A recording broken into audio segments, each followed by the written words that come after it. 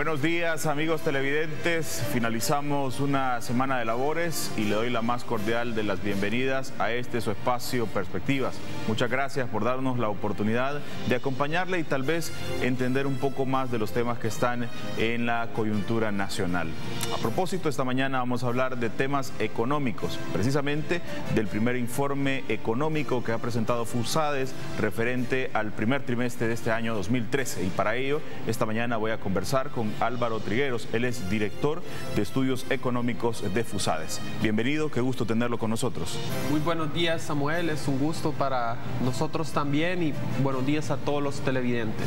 También en unos minutos se va a incorporar con nosotros el licenciado Pedro Argumedo. Él es miembro también del Departamento de Estudios Económicos de FUSADES. Vamos a tratar de entender cómo ha sido el comportamiento, la dinámica económica de nuestro país en los primeros 3 meses de este año 2013. Y si usted tiene una pregunta, si usted tiene una inquietud o una consulta o simplemente quiere hacer un comentario, tiene abierto el correo electrónico que está en su pantalla, que es perspectivas@canal33.tv. También está la cuenta de Twitter, @perspectivas33, para que ahí deje el comentario, la pregunta o su inquietud esta mañana sobre el tema que vamos a abordar. También vamos a estar viendo más adelante parte de las opiniones de los salvadoreños sobre cómo han percibido el desarrollo de la economía de nuestro país en los primeros 3 meses. Precisamente el bolsillo de los salvadoreños. Vamos a conocer cómo se ha comportado en estos primeros 3 meses en un sondeo que se ha preparado también por la producción de Perspectivas. Bueno, en primer lugar me gustaría conocer cómo se puede describir el panorama de estos primeros 3 meses en el desarrollo de la economía de nuestro país. Bueno, la evolución de la economía en el corto plazo, primer trimestre de este año, siempre hay que verlo en el contexto de lo que está pasando pues en el mediano plazo. Y en este sentido, recordemos que la economía ha venido creciendo muy poco. El año pasado apenas creció 1.6% y lo que observamos en los primeros 3 meses del año es que se ha venido desacelerando, y para esto contamos con varios indicadores, tanto del Banco Central de Reserva como de la encuesta de dinámica empresarial que tiene FUSADES. Ahí vemos que este primer trimestre el índice de ventas es más bajo, también el clima de inversión continúa negativo ya después casi de 5 años. Las exportaciones han caído 2.7%, las remesas también cayeron hasta marzo. Sin embargo, en abril han tenido una recuperación, con lo cual pues no nos queda clara cuál es la tendencia, pero el primer trimestre cayeron. Lo mismo ocurrió con el empleo, que ha venido creciendo menos, y el índice de volumen de la actividad económica, que también es de 0.4%, eso es muy bajo. Y si lo comparamos con el resto de países de Centroamérica que tienen el mismo contexto internacional nuestro, estamos también siendo el país que menos crece. ¿Podría decirse entonces que la actividad económica de nuestro país o la economía de nuestro país no ha tenido números favorables en estos primeros 3 meses?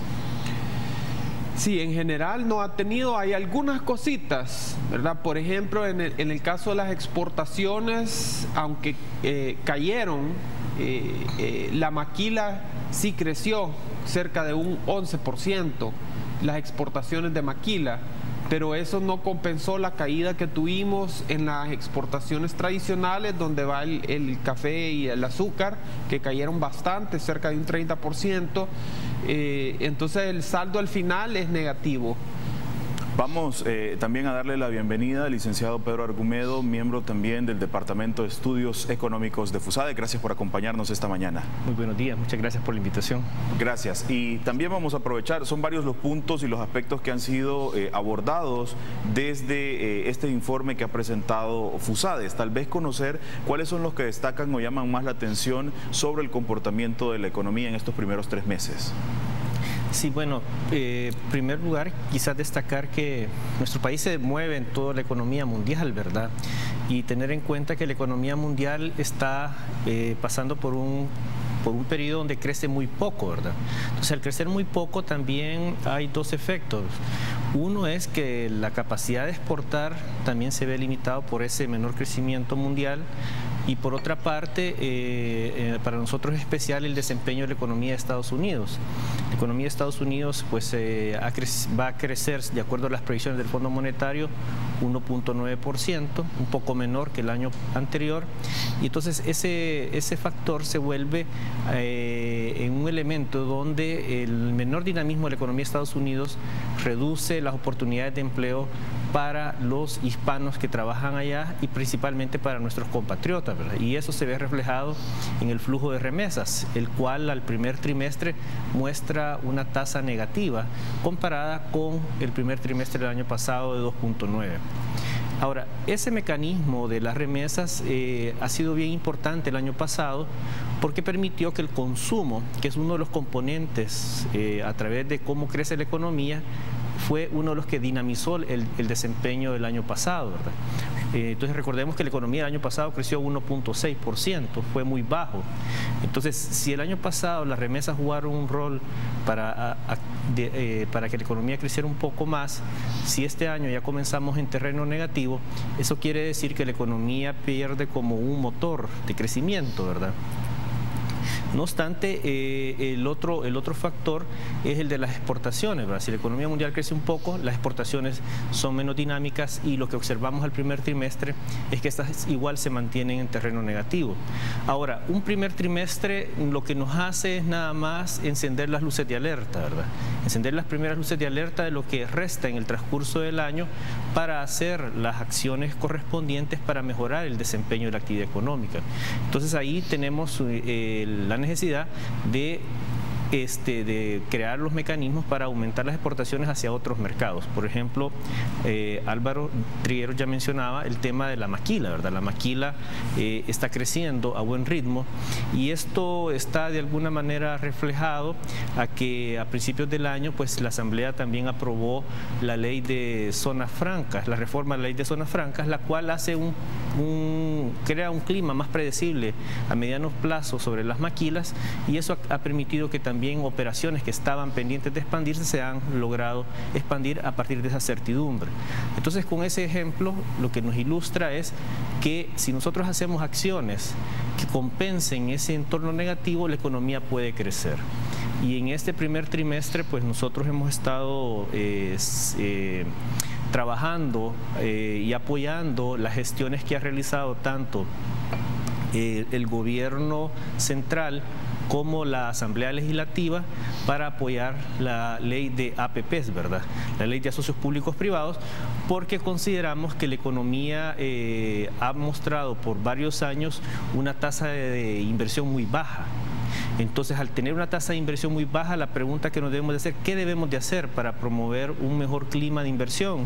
Y uno de los elementos que contribuye a ese mejor clima y a desatar actividades de inversión es la ley de asocios público-privados y por eso como FUSAES consideramos de que es un elemento que le contribuiría al país y nosotros estamos apoyando a que esa ley de asocios público-privado se apruebe de acuerdo a los estándares internacionales y podamos tener incentivos de atracción de inversiones para ciertos activos estratégicos del país, ¿verdad? Y a propósito de esta ley de asocios públicos y privados, ¿qué opinión tienen sobre el documento, y si es que lo conocen, el documento que se ha presentado de parte del Ejecutivo a la Asamblea Legislativa, que ya ha tenido algunas observaciones de parte del partido oficial, por ejemplo? Como documento, el documento que se ha presentado como tal, ¿ustedes consideran que tiene vicios o indicios que podrían abrir puertas para el tema de la privatización? Doctor. No, ninguno de los dos proyectos existentes actualmente. Aquí hay una confusión porque se tuvo una época, ¿verdad?, en la que se vendían las empresas estatales para que fueran operadas por entidades privadas. Sin embargo, el asocio público-privado es algo totalmente diferente, porque la propiedad de los activos siempre pasa a manos del Estado. Aún cuando lo construya una empresa privada, al final del contrato del asocio público-privado, pasa a manos del Estado. O sea, imagínese usted que viene un inversor, ¿verdad? Y dice: yo veo oportunidad aquí en El Salvador y voy a hacer un nuevo puerto allá en la Bahía Jiquilisco, por poner un ejemplo, ¿verdad? Y entonces el Estado, que es el único que tiene la autoridad para otorgar los permisos para construir puertos, de hecho eso está en la Constitución y dice específicamente puertos, ¿verdad? Obras públicas. Entonces el Estado le puede dar una concesión a esta persona y darle el permiso para que haga el puerto, y digamos que va a durar el contrato 30 años.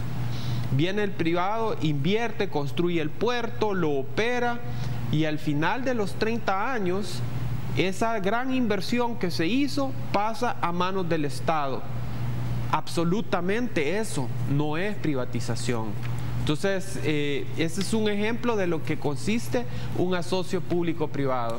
En este tema, y considerando previendo una aprobación de la ley de asocios públicos privados, surge la pregunta: ¿el inversionista internacional o el inversionista nacional incluso se siente atraído por el mercado nacional para poder hacer una inversión de tal magnitud, por ejemplo? Bueno, eso depende de lo que nosotros podamos ofrecer, y lo que los inversionistas buscan es que haya seguridad jurídica, o sea, que se respeten los contratos, que haya una normativa clara, que se pueda predecir qué es lo que va a pasar en lo que es la legislación. Obviamente que el inversionista no puede predecir qué va a pasar con el mercado, con la demanda, y esos son los riesgos que asume el inversionista. Y esa es una de las ventajas del asocio público-privado, porque entonces ese riesgo no lo asume el Estado, sino que lo asume el que quiere hacer la inversión. A cambio de eso, el país lo que tiene que ofrecer es seguridad de que si funciona bien el negocio, no se le va a quitar. ¿Existen las condiciones para ofrecer esas garantías en nuestro país?